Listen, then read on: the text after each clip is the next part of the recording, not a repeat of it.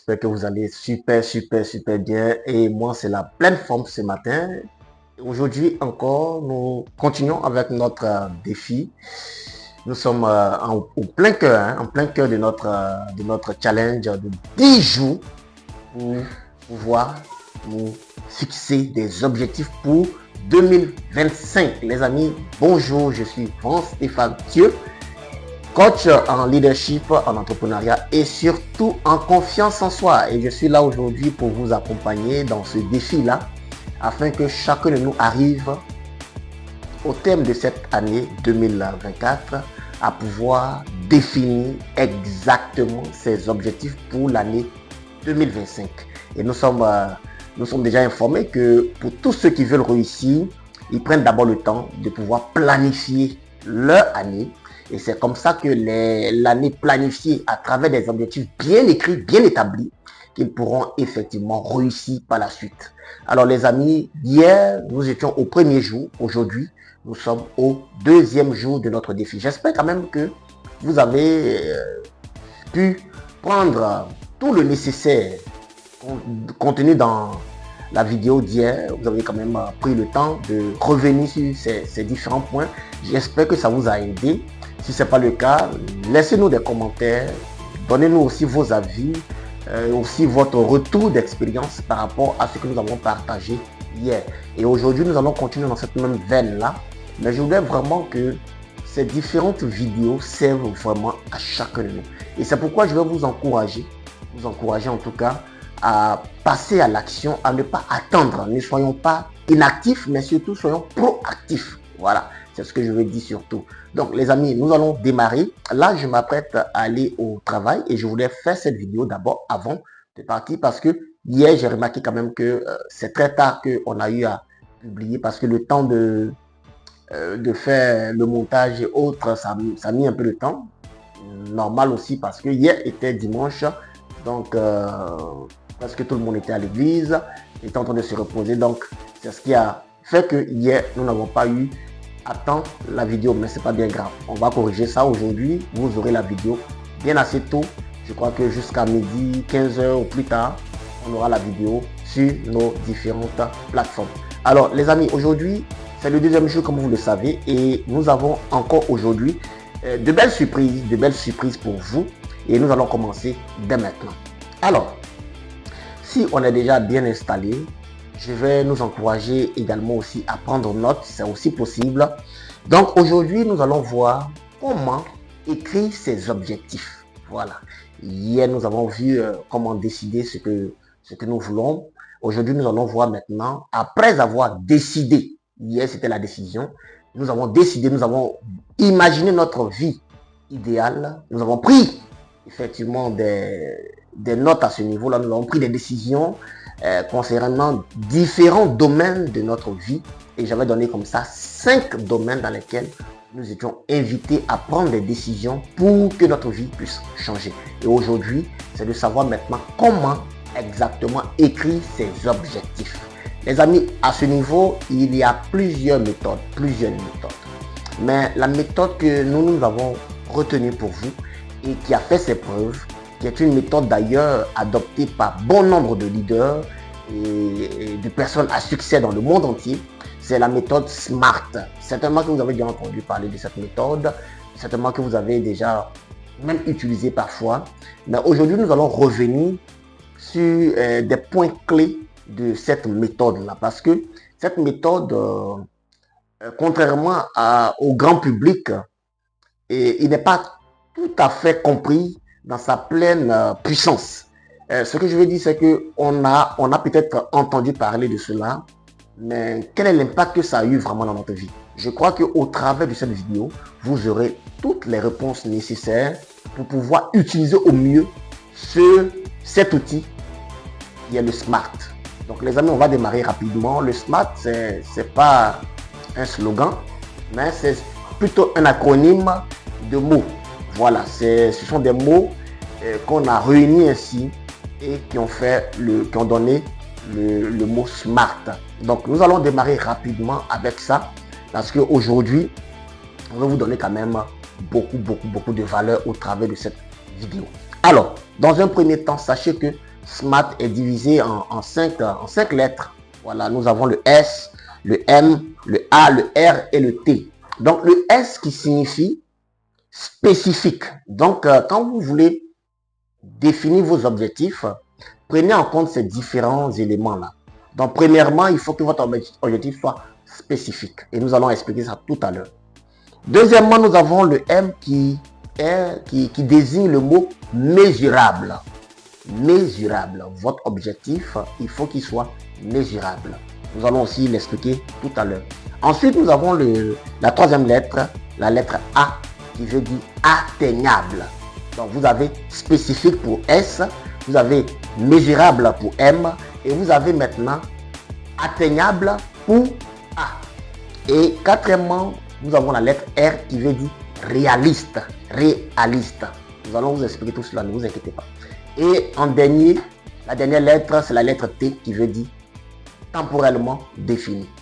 Alors les amis, comment est-ce qu'on arrive à regrouper ces différentes lettres, ces différentes significations-là, ou bien du moins ces différents mots-là dans nos objectifs que nous allons définir.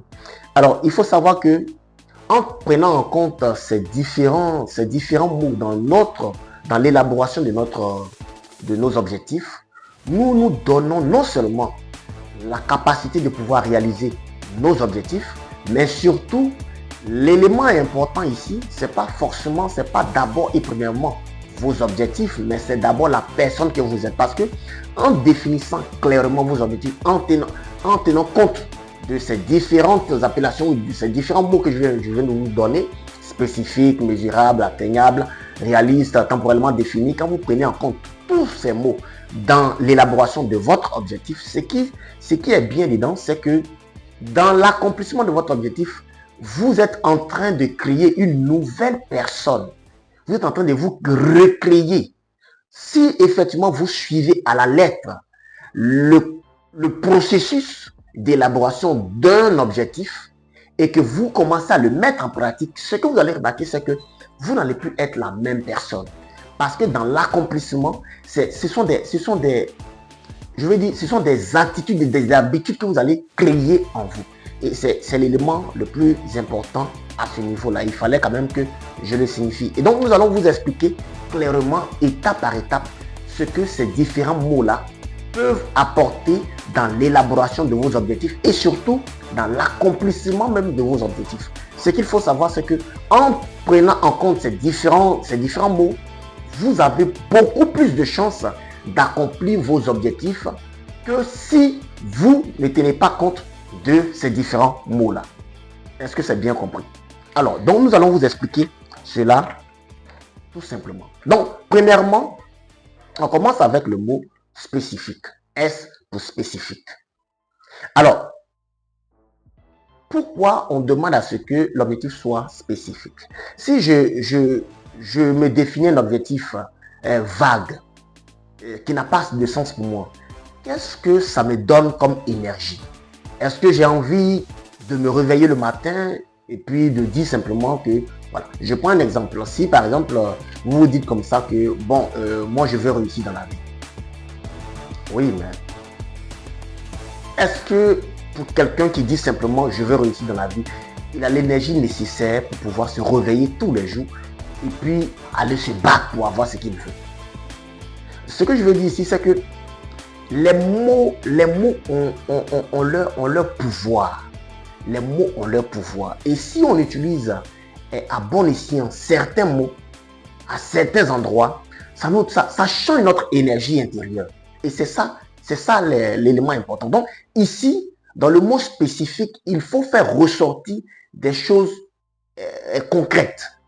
Premièrement, il faut que, quand on parle de spécifique, il faut que l'objectif soit clair. Clair. Deuxièmement, il faut qu'il soit précis. Donc l'objectif est clair, il est précis et il doit être simple. Simple. En fait, il doit être simple dans la mesure où vous serez même capable de l'expliquer à un enfant de 10 ans pour qu'il comprenne. Donc, vous devez, en définissant votre objectif, il doit être clair, il doit être précis, il doit être simple et surtout, votre objectif, et ça c'est la partie la plus importante, dans l'accomplissement de votre objectif, cela ne doit dépendre que de vous. Cela ne doit dépendre que de vous. Est-ce qu'on a bien compris cela, les amis? Donc, vous devez, dans le mot spécifique, vous devez faire ressortir la clarté de votre objectif, la précision de votre objectif et la simplicité de votre objectif. Et dans l'accomplissement, il faut que cela dépende de vous. Je donne un exemple banal. Si vous dites par exemple que vous voulez accomplir, je donne un exemple, vous voulez être par exemple entrepreneur dans le domaine du BTP en 2025 et pour cela, vous avez pris telle action. Et en même temps derrière, vous vous dites, si le gouvernement lance des appels d'offres, alors c'est sûr je vais devenir entrepreneur dans le BTP. Les amis, vous voyez le danger avec cette formulation, c'est que si demain le gouvernement ne lance pas d'appel d'offres, qu'est-ce que ça veut dire? Ça veut dire qu'en 2025, vous n'allez pas être un entrepreneur dans le domaine du BTP. Simplement, aussi simple que ça. Voilà pourquoi nous disons surtout que non seulement votre objectif doit être précis, là c'était précis, il doit être clair, c'était clair, il doit être simple, oui, mais en plus, l'autre élément, c'est qu'il doit dépendre de vous dans l'accomplissement. Si votre objectif dépend d'une tierce personne, c'est sûr, les amis, vous êtes mal barrés. Est-ce que c'est bien compris? Alors, on va avancer. Ensuite, nous avons, dites-nous tout compte fait, dites-nous dans les commentaires. Je suis là, je vais répondre à tous vos commentaires. Dites-nous si vous ne suivez pas. Je veux vraiment que cette vidéo vous soit vraiment profitable et qu'elle ne soit pas trop longue. Voilà, donc je vais aller rapidement sur certains mots. Mais pour ceux qui n'ont pas compris certains points, laissez-moi dans les commentaires ce que vous n'avez pas compris et je reviendrai là-dessus. Alors, donc, deuxièmement, nous avons le mot mesurable. À ce niveau-là, il faut que votre objectif soit quantifiable. Quantifiable, la quantité. Je donne un exemple banal. J'avais donné l'exemple tout à l'heure que pour la personne qui dit par exemple qu'il veut devenir riche. Il veut réussir, mais il veut devenir riche. Bon, c'est quoi la richesse pour toi? C'est quoi? C'est pas quantifiable. La richesse, c'est quoi pour toi? La meilleure formulation ici, c'est de dire par exemple que je gagne 1 million de francs CFA par mois. Waouh! Là, ça devient maintenant précis, ça devient maintenant quantifiable. On a une personne qui sait ce qu'elle veut et qui a le montant exact de ce qu'elle veut dans la période qu'elle souhaite avoir. 1 million de francs CFA par mois. Les amis, c'est quantifiable et c'est ça, définir un objectif. C'est ça, définir un objectif. Donc, dans le mot mesurable, prenez en compte cette dimension de la quantité également. Voilà, il faut que votre objectif, on puisse savoir si vous l'avez atteint ou pas. Parce que si ce n'est pas mesurable, je veux devenir riche. À quel moment est-ce qu'on sait que tu es devenu riche? C'est pas, tu n'as pas dit. Parce que même 10 000 francs, ça peut être une richesse pour quelqu'un. Oui, même 5 000 francs. Donc, c'est quoi pour vous être riche? Donc, il faut définir. Et comme ça, quand vous l'aurez atteint, vous saurez que effectivement vous avez atteint cet objectif-là. Mais si ce n'est pas le cas, à quel moment vous saurez que vous avez atteint l'objectif en question? Donc les amis, c'est cet élément-là que je voulais vous donner à ce niveau. Troisièmement, nous avons atteignable. Atteignable.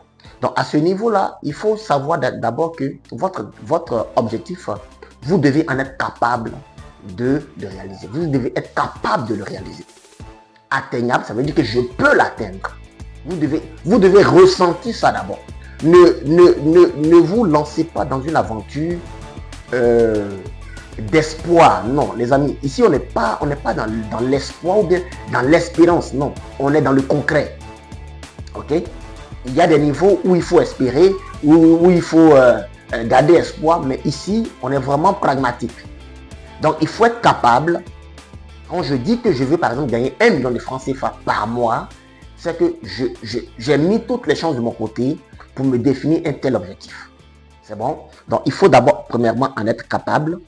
Ensuite, il faut que votre objectif soit assez ambitieux pour vous pousser à sortir de votre zone de confort. Si votre objectif n'est pas aussi ambitieux que cela, je prends un exemple banal. Pour quelqu'un qui gagne par exemple 100 000 francs par mois, quel serait pour lui un défi si surtout il veut gagner encore assez d'argent, quel serait pour lui un défi qui pourrait le faire sortir de sa zone de confort? S'il dit simplement que non, je veux gagner désormais 110 000 francs, bon, les amis, bon, tu gagnes 100 000 déjà, 110 000, bon, je ne sais pas pour vous, mais moi, je ne serais pas aussi inspiré que ça. Alors, pour celui qui gagne par exemple 100 000 francs, l'exemple que je donne, pour celui qui gagne par exemple 100 000 francs, s'il veut gagner par exemple 200 000 francs, l'idée que moi je donne toujours, c'est de multiplier ce que tu veux là par 10. Donc, si par exemple c'est 200 000 francs qu'il veut gagner, il multiplie ça simplement par 10, ça fait 2 millions. Oui, vous allez me dire simplement que je suis un rêveur, peut-être, mais le truc c'est quoi? C'est pas le montant lui-même qui importe, mais c'est l'énergie que cela va créer pour vous faire sortir de votre zone de confort. Parce que si vous dites simplement que vous allez gagner 110 000 francs, bien peut-être 200 000 francs, alors que vous gagnez déjà 100 000, c'est sûr que vous allez retomber encore dans votre contentement de ce que vous avez déjà. Mais si vous vous dites, avec toute la sincérité de votre cœur, que vous voulez gagner, malgré que vous avez aujourd'hui 100 000 francs, vous voulez gagner 2 millions, c'est sûr, même si vous n'avez pas eu les 2 millions, mais l'énergie que cela a créé en vous va faire forcément que vous allez atteindre peut-être 500 000 francs. Alors, vous voyez que de 200 000 francs, vous êtes déjà à 500 000. Donc, 500 000, ce n'est plus loin de 2 millions. Et là, vous pouvez vous retrousser encore les manches et puis aller foncer. L'idée, c'est ça, en fait, c'est de se créer cette énergie-là pour nous permettre de passer à l'action. Donc, il faut que votre objectif soit vraiment ambitieux. Et aussi, la chose qu'il faut savoir, c'est que cette ambition-là va permettre à ce que vous sortiez de votre zone de confort. Oui, naturellement, c'est ce que j'ai dit tout à l'heure. Mais surtout, cela va vous permettre de faire des choses nouvelles. Voilà, de faire des choses nouvelles. Et pourquoi va vous permettre de faire des choses nouvelles? Parce que vous allez aussi devenir une nouvelle personne. Vous ne pouvez pas espérer devenir une nouvelle personne si vous continuez de faire les mêmes choses, les amis. Vous êtes d'accord avec moi? Donc, c'est un peu ça. OK? Et surtout, vous allez aussi être une autre personne. En ayant des ambitions,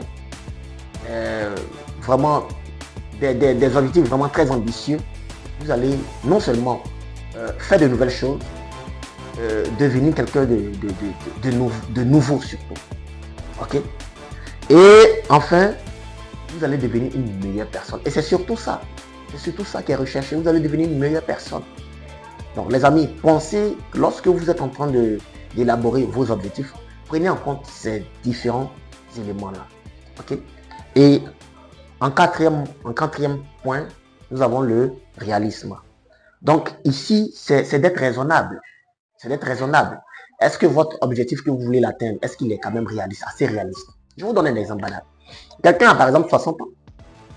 Et lui, il veut être, en Côte d'Ivoire ici, il veut être un astronaute. Bon, les amis, on va se calmer un peu. Hein, ok, 60 ans, tu veux être un astronaute en Côte d'Ivoire ici. Bon, c'est un objectif, mais est-ce que dans lui, son cas, c'est atteignable? Est-ce que c'est réaliste? Est-ce que c'est réaliste, les amis? Donc, prenez en compte cette dimension du réalisme. Voilà.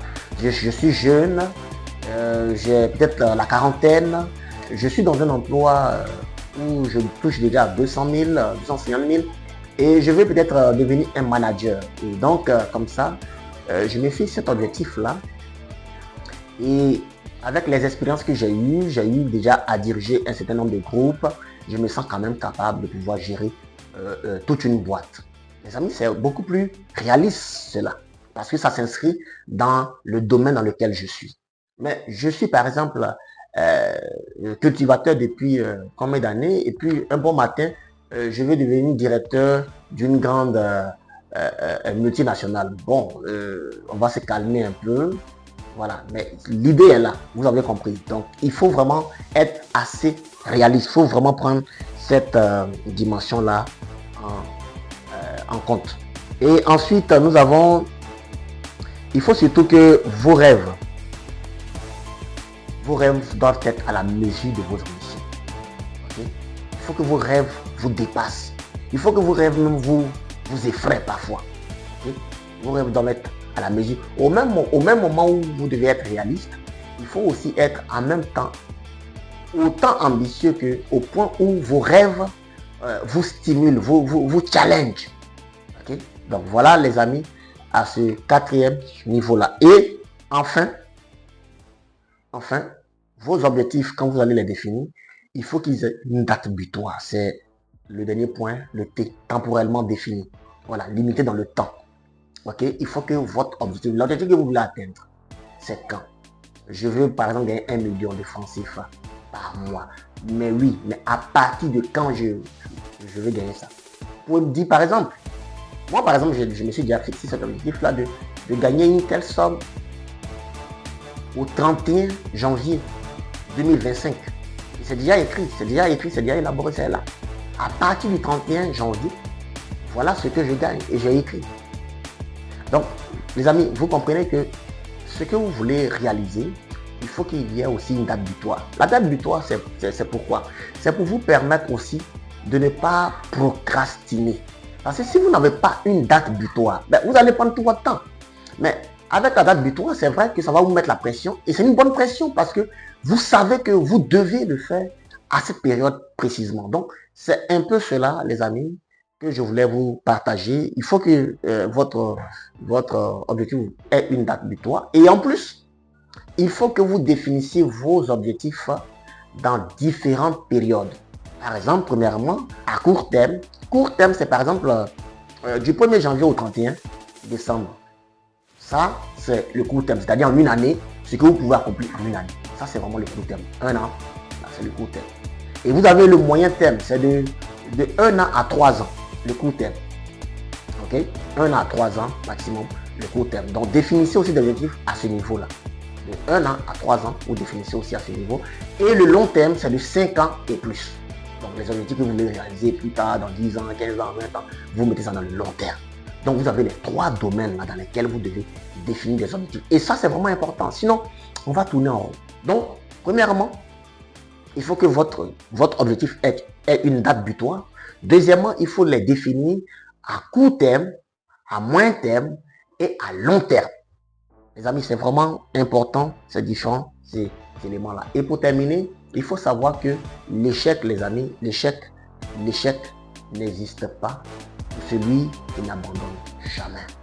L'échec n'existe pas pour celui qui n'abandonne jamais. C'est sur ces mots-là que je voulais terminer ce deuxième jour de notre défi. J'espère que ces différentes explications vous ont aidé, vous ont apporté quand même le nécessaire. Et moi, je vous donne rendez-vous demain encore pour une fois de plus cheminer pour l'atteinte de nos objectifs. N'oubliez pas, le défi ici, c'est vraiment au thème de ces 10 jours, nous ayons nos objectifs bien écrits, bien ficelés. Et puis nous allons attaquer ici 2025. Les amis, merci de toujours nous suivre. Merci aussi de partager ces vidéos si cela vous a fait du bien. Si ces conseils vous aident au mieux, laissez-nous aussi des commentaires. Voilà, laissez-nous des commentaires. Et moi, je me fais le plaisir de vous lire et puis de répondre aussi à vos préoccupations. Si vous avez encore des questions, des préoccupations, ce que vous vivez, partagez-nous cela. Et nous aussi, nous allons vous partager notre modeste contribution. Mais l'idée, c'est vraiment de nous entraider à avancer ensemble vers nos objectifs. Les amis, c'était Van Stéphane Thieu, votre ami, votre frère, coach en leadership, en entrepreneuriat et en confiance en soi. Merci et à très bientôt.